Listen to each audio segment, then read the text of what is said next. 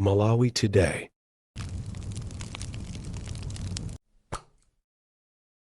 Alo, achimwene mwadzuka. Ndadzuka, amwene ndapeza 16 missed calls zanu mandiyimbira ndi message.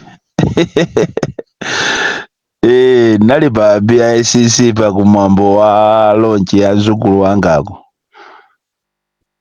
Unandiona pa TV? Iyi kumene kuja sinanga ndingalephere ineso okhala ankulu ache. Ndikunena kuti nanga ndinganalephera okhala ankulu ake aleme. Wali bwa? Amwene. Ine amwene zukulu ake wajasini mazuwa kuti amwene that woman is so strong. Amwene zachitika zijatu. Ineyo ndavula chipewa andi ndimadabwa kuti kodi ineyo mene ndimalimbira mtima ndingakhale ndi zukulu wanga ofoira.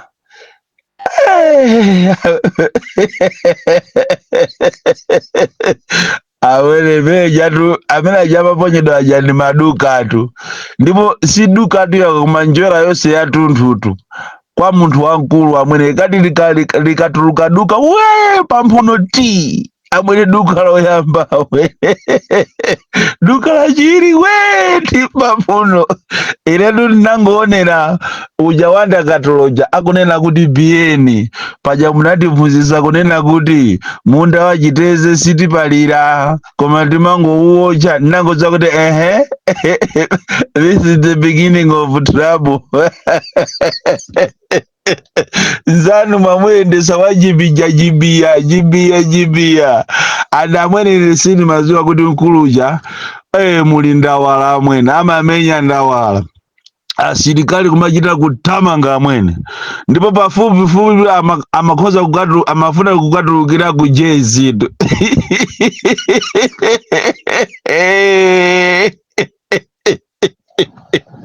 Komaleme awene alango ama kuyamba pamwamba paja slowly speechija slowly. Ndinangoona atangofika paja palina kuti zinatheka bwanji kuti munthu ofasa munthu wokuti amakonda dziko lake kuti akafe in such circumstances from the fig forest tikukafika pa bare ground.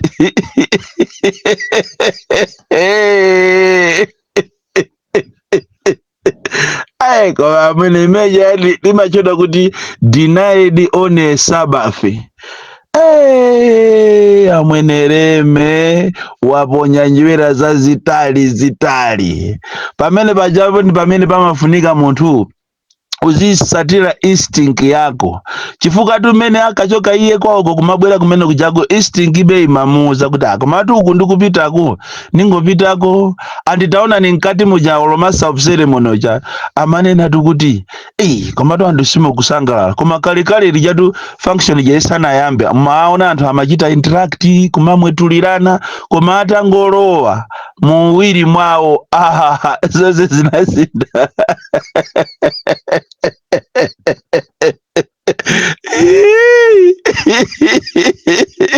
Imene jamwene ulimpira ndi 4-0 tu chifukwa tuzanu tu ndiye amwene kuti akhale naye table limodzi kukana kuti alankhule kukanika kuti mwina acheze ndi anthu kukanika awene. Speech yaje I think waiwerekera kunyumba chizungu chako pandi azukulu aje.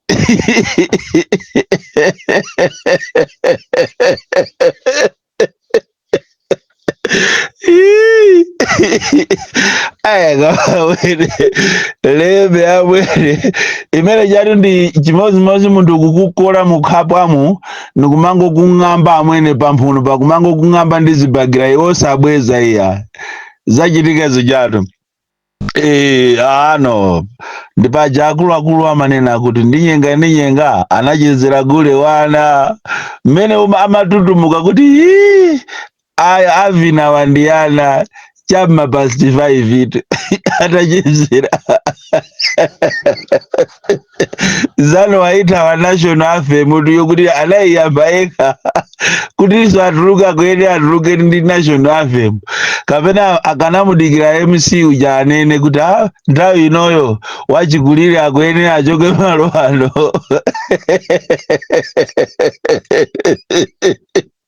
koma leve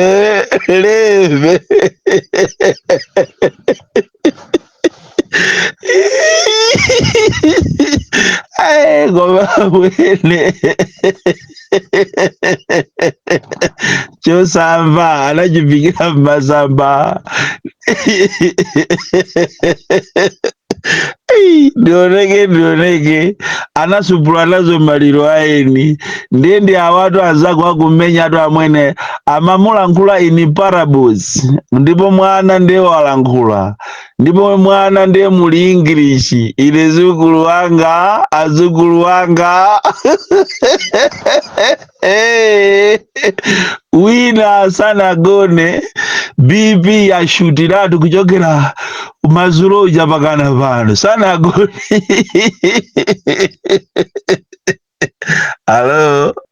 alo achiwene alo kodi wadulaso etu utenga ukwenera lero upite kwa Sosteni Gwengwe kukuza nikunena kuti achimwene ziko lipamene lafika pakundu na wanuko mukanachitapo kanthu chifukwa mafuta amene anasala muno Malawi anthu amene amadalira kuti aziphikira zitumbuwa azipangira nsomba aziphikira chipisi awa okowa amasukunukawa tikunena pano 20 liters leroli ikuyamba kugulisidwa 150,000 ziko la mtundu waje lokhala ndi ma ministers lokhala ndi asogoleri koma opanda kuchita control mitengo ya zinthu deire katundu akukwera deire ndipo auje na mwenye ukafusa kuti kodi izi mukuchitira chane akumachita kumakufusa kuti kodi amene akusogolera ziko lino ndani alipo pano ndani ukangonena kuti chakwera akukuza kuti ya zinthu zikwenera zikweratu boma ilili agwengwe ngati simutengapo action muziwe kuti zinthu zikuvutani kupsha ndipo Amalawi pose chida paapita pansewu chifukwa zinthu zikukwera deire andi pamene inu mukudya masoseji anu mukumbukire kuti kuli anthu osauka akumuzi mukumbukire kuti kuli anthu ena amene amadalira kuti timafuta kuti mwina tindiwo tawo tikome kasoya pieces amene kamene kakuseva anthu kakome koma mukangokhala munayenera kuyitanisa stakeholders meeting an emergency one mwina mukhale ngati nanunso ku ministry kwano agwengwe kuchite tiki koma izizi mukuzilekererazi yeti muli ndi mabungwe amene amayang'anira price control mukangozilekerera izi Malawi muno muyaka ndipo mbiri yanu imene ndiyovunda kale ipitirirabe kuonongeka izizi ndi malangizo anga aulere amene akupita kwa iwe Sosteni Gwengwe Minister of Trade amene wafasa kwambiri lero tikunena panopa chigubu cha 20 liters chikugulisidwa 150,000 kodi ndiye kuti mafuta amene wakagulisidwa pa wholesale 150,000 munthu azikagula bwanji pa lita ndiye kuti lita automatically izikwana 10,000 lita izikwana 10,000 10.5 11,000 nangasi anthu akungogulisa ndi mmene akufunira aliyense akungopanga mitengo yache izizi ndizomvesa chisoni kwambiri munayenera muchitepo kanthu msanga ngati simpanga chonje muziwe kuti zinthu zikuvutandi kodi zinthu zitu zasokonekera pena palipose olo ku Ministry of Health inuyo achiponda mukuyenera sunani mutengepo action tapita ni ku Mzimba hospital mukaone akumachita kumatchera ndowa maodi mazi okhaokha silingi inachoka mukapita kuuje ni ku Queens ndiye kumeneko ndiye kuli uve mwana opangira ma patient mupite mukampeze nesi ndi dokotala amene amachosa anthu zisulo akayikidwa m'miyendo mwawo mukapena m'mikonomu anthu opanga ngozi akumachita kuwayendesa kuti mukabwere mawa mukabwere wiki ya mawa muzabwere mwezi wa mawa. Pali munthu ina anavulala akhala akumuyendesa mwezi uno wachitatu kumangomubweza akumuuza zana likunena kuti mmene zililimu tikufuna mutipase 50,000 kuti muchosedwe zisulo zimenezi. Kodi anthu inu mulibe chisoni? Achiponda izizi mufufuze zikuchitika ku Queens, mapatient ochuluka akungobwezedwa akunena kuti pokapo apase ndalama. Ngati sapasa ndalama muziwe kuti zimene zozo zavuta anthu akumakhalabe ndi zisulo ndi ululu nthawi yake zochosera itakwana, koma anthu anu akuyitanisa ndalama ma 50,000. Kodi munthu wako muzi 50,000 angayitenge kuti? Ati ndiye kunenerera ikumafika sate kapena 20. Mulibe chisoni? And even kunzimbaku katikati mwa chipatala momu muliso malo ena amene akumapangati private hospital, private room kumene koko akumalipirisaso anthuso. Kunzimba kodu kwa kumboka chali Nzimba hospital kualipirisa anthu osauka, ndipo anthu akumpoto khamuna anakulakwirani chani mumazuza kwambiri anthu. And this system yoma alipirisa anthu ikuchitika madera ochuluka ambiri amene anthu osauka akuvutikirabe kuti azipeza chithandizo. So iyi ni nkhaniso ya inu achiponda yongokupasani ya ulere mukuyenera kuti nanunso mutengepo action ku chipatala cha kumzimba komanso ku Queens. Komanso noti onele ku Queens muthamangireso even ku Mulanje District Hospital. Lero akumatenga bedi ndikumusiya patient pafupi ndi ward ya anthu amisala. Ukafusa kuti akafusa kuti anthu awa akupanga phokoso bwanji mutichose bwali ngati ukuona kuti sukwanisa uzipita kwanu. Nawo soto anthu apa chipatala cha Mulanje ali ndi mwana oti kwambiritu. Pakana inafikapo size anthu ena amachita kumamenyana ndi alonda, nawonso alonda apa amene papa asandukaso nawonso ainyakeso achipatalaso. Kodi malayi munoti tikuzuza namo tokha kupatula nkhaza zina akupanga MCPs kumazuza anthu ikafika nthawi ya yogawa za chimangazi kumagawana okhaokha kumalembana okhaokha. Yena ifeso tikuzuza na tokha m'maofesimu. Ndamva chisoni kwambiri kuti kukawale 1 kukawale 2 akuluakulu a MCP akulembana okhaokha ndikumagairana chimanga.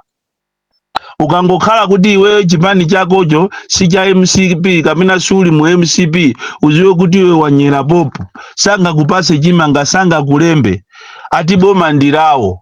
Kodi tuzagundika tuboma ati ndirawo ati? Ndizombesa chisoni kwambiri kunena kuti nthawi pamene anthu akuvutika ndi njala ndiye tizikasankhana so mitundu. Andi ngati kuli chipani chimene chikusankha mitundu chimene akhala iwo aja akumadandaula mbuyomu ndiye ndi MCP tu.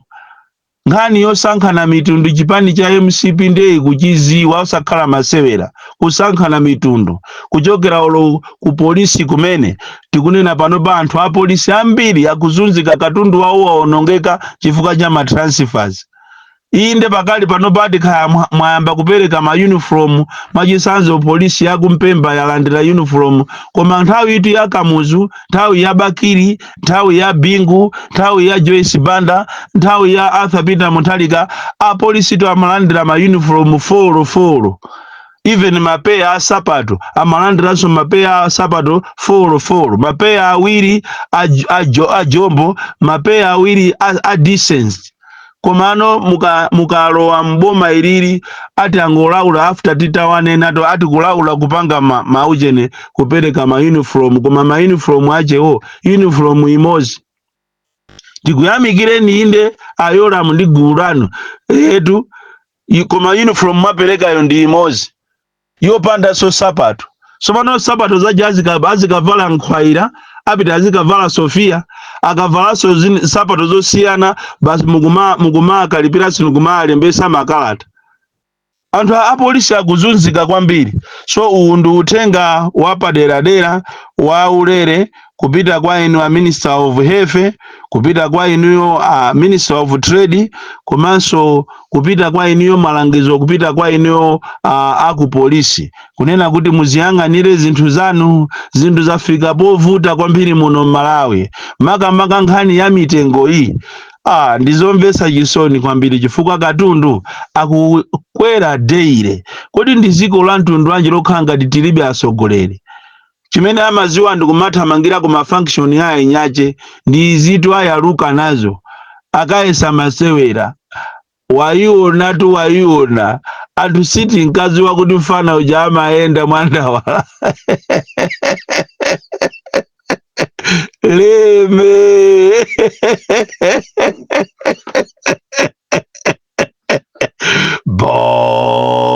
Galinda, the DC, mwana woopsa kwambiri, the most deadly and dangerous child from Nyeza village, tiye Babuka, box 76, Mulanje, Malawi, Southern Africa.